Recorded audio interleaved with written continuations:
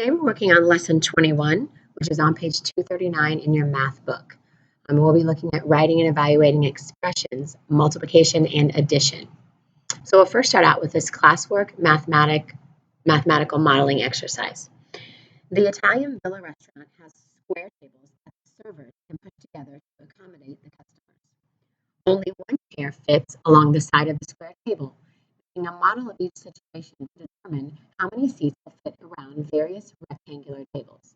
So if you notice, these would obviously be the tables. So we're kind of looking at how many chairs could fit around each table. So we kind of look and see if we see one square table, then obviously we know that we could put a person here, here, here, and here, right? So you're kind of thinking, okay, there could be a chair at each side. So that would be 4 seats at that table. If the two tables are pushed together, realize that we lose this seat in the middle, right? So if we have the two tables pushed together, then people are sitting here and here, here and here. So that's our 4. And then we also have 2 seats on the end. So tables together would be 6 seats. If we have 3 tables together, again, we can always fit the people along the side. So we're assuming that these sides are obviously only big enough for one person. So one person per side of the table. So 1, 2, 3, 4, 5, 6, and then again, we could have 2 people on the end, 7, 8, and so on. So with our 4 pushed together, we know that we would have 1, 2, 3, 4, 5, 6, 7, 8, and then again, our 2 on the end, 9, 10. And then our 5 tables pushed together, we would have 1, 2, 3, 4, 5, 6, 7, 8, 9, 10 people. And then obviously we can also put 2 on the end, so 12. So then it asks us to look at what if there were 50 tables together. So before we answer that, let's look on here at our questions before we get to the 50, the 200, and then our expression. It says, are there any other ways to think about solutions to this problem? So one thing that we always know is that there's always one chair on each end. So no matter how many tables are pushed together, there's one chair on each end. The other thing that we know is that each table has 2 chairs opposite one another. So in other words, if we think about opposite, like there's always someone across from someone else. So 2 chairs opposite one another. So we're just trying to think, can we find an expression that rather than having to actually have a model and count it, is there a way that we can figure out, no matter how many tables we push together, how many chairs we could use? So it says it is impractical to make a model of pushing 50 tables together. So the models that we have up here, obviously, it's hard to think about, okay, let's push 50 squares together. So what's a better strategy? If we did have a rectangle that long, how many chairs would fit on the long sides of the table? Well, one thing we've noticed is that if we push 50 tables together, or no matter how many tables we push together, we know we have that many chairs on one side as well as on the other. So in other words, when we had 5 tables, we had 5 chairs on one side and 5 chairs on the other, and then 2 on the end. So the same thing is going to be true with this. So I would have 50 chairs on each side. So I know 50 chairs, so as far as the long sides of the table, 50 on each side,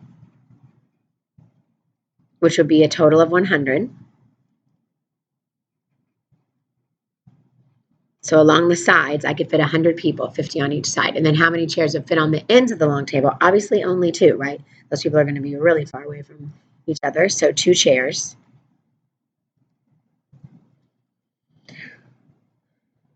One on each end. So our next question on the next page is going to ask us to put those 2 numbers together, obviously. So how many chairs would fit in all is 102. Okay, so I'm going to go back to our table, and we are going to actually do some work around our table to answer this question as well as this question instead of having to flip back and forth.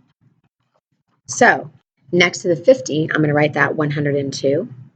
So then I have to think, okay, what if there were 200 tables? So we're going to work that out over here.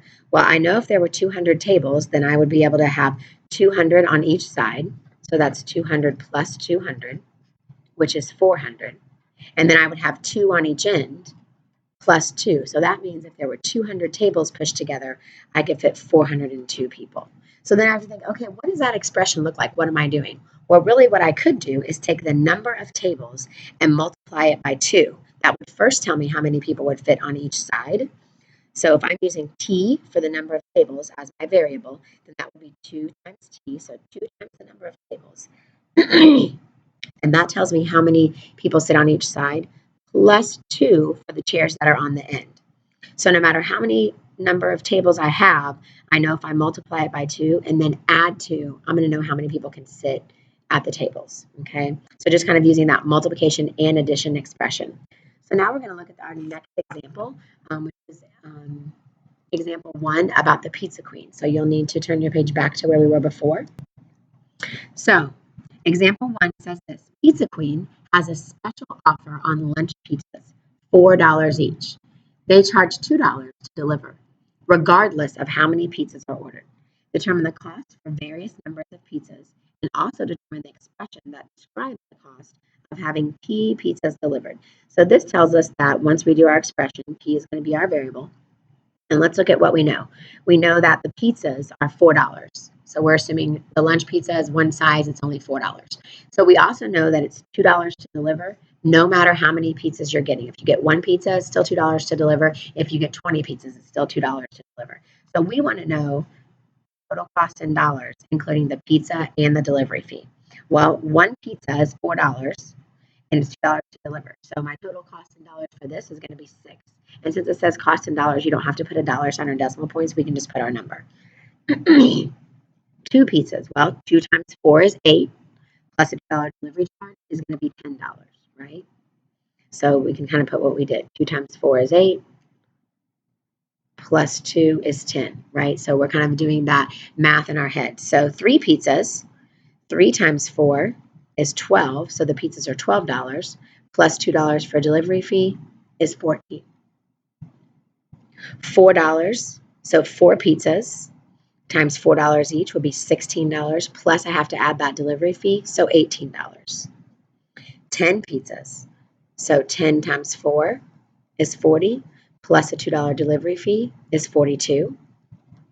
50 pizzas, so 50 times 4 would be $200 for those 50 pizzas, plus only a $2 delivery fee. I feel like that's a pretty good deal, $202. So what did we do just now to figure out what mathematical operations did you need? Well, we needed multiplication and we needed addition, right? So we're using both. So multiplication and addition. So if we were to write what we just did for each one of these as an expression, it would look like this. We would say 4 times the number of pizzas, because 4 represents how much each pizza costs, plus $2 for the delivery fee. So 4p plus 2, and then we can figure out how many pizzas we needed no matter what. So the next page is going to ask us to kind of use that expression to answer some questions. So it's either you're facing page or you're flipping the page to the next part. So it says, suppose our principal wanted to buy a pizza for everyone in our class. Determine how much this would cost. So let's say there's 25 students in our class. Okay. So if there are 25 students in our class, we can use that same expression, 4p plus 2. If everybody's getting their own pizza, then we have to order 25 pizzas. So that looks like this: 4 times 25 plus 2. And I'm using that multiplication dot. So 4 times 25 is 100, plus a $2 delivery fee means it would be $102 for the principal to buy pizzas for everybody in the class if there were 25 people. So the next question says, if the Booster Club had $400 to spend on pizza, what is the greatest number of pizzas they could order? So now we're kind of looking at what if the Booster Club has money to spend, right? They have $400 to spend on pizza, and they want to buy the most amount of pizzas. It doesn't mean that they can't have any money left over. Maybe they don't spend the $400. So remember that. What could they do to have the greatest number of pizzas they could order? Well, one way we could think it out is, let's say they ordered 100 pizzas. So if they ordered 100 pizzas at $4 a pizza, that would be $400. But we're forgetting that they have to have them delivered, and delivery is $200. So if we did 100 pizzas times $4, yes, that would be $400, but where's the delivery fee?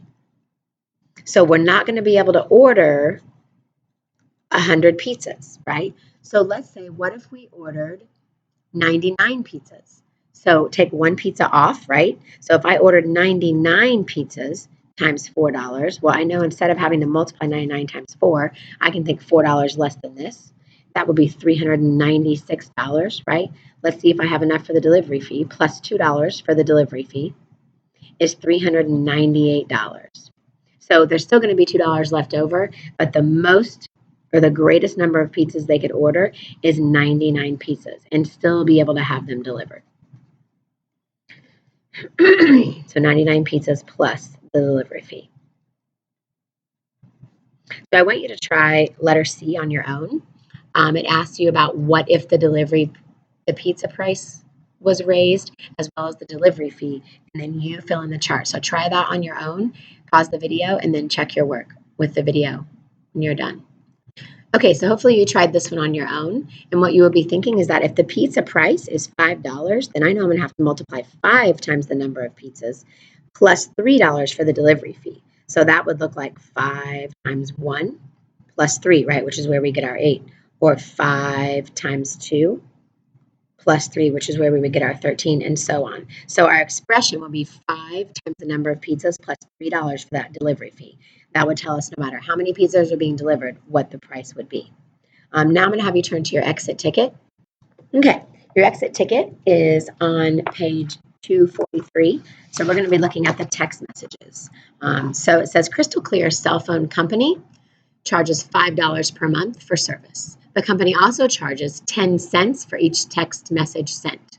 Complete the table below to calculate the monthly charges for various numbers of text messages sent. So we can kind of see if there are 0 text messages all the way to if there are 30, and then we're also asked to give an expression. So let's go with what we know. It's $5 a month for service. So that means even if you do not send any text messages, you're still paying $5 to be able to have the option to send a text message. Okay, so this is like your monthly phone bill kind of. And then it's 10 cents for each text. So obviously 0 text messages is going to be $5, right? So even if I don't send any, I'm still going to pay $5. If I send 10 text messages, so when we're thinking of 10, thinking, okay, well, for 10 cents, that's like 10 dimes, right? So 10 dimes is going to be $1. So if I do a 10 times 10, I know that's 100, but I'm also thinking of money. So that's $1 for those text messages plus the $5 fee, right? So that's $6.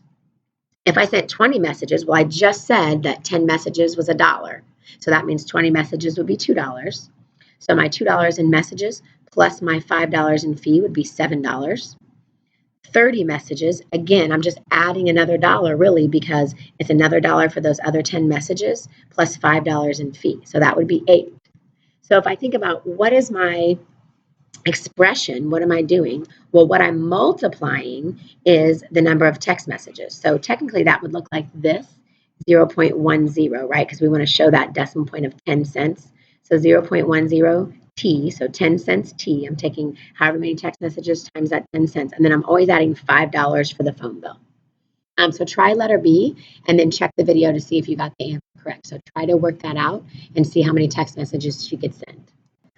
So hopefully you got this. Savannah could send 50 messages. Because if you think about, she has $10. We know 5 of that 10 is going to be from her monthly bill, right? So that means she has $5 left over for text messages. And we already said that we know that 10 text messages is $1, right? So if 10 text messages is $1, then 50 text messages would be $5. So she would spend $5 of her bill on her service and $5 of her bill on 50 text messages. When you're finished, raise your hand so I can check your book, and then we'll talk about the problem set.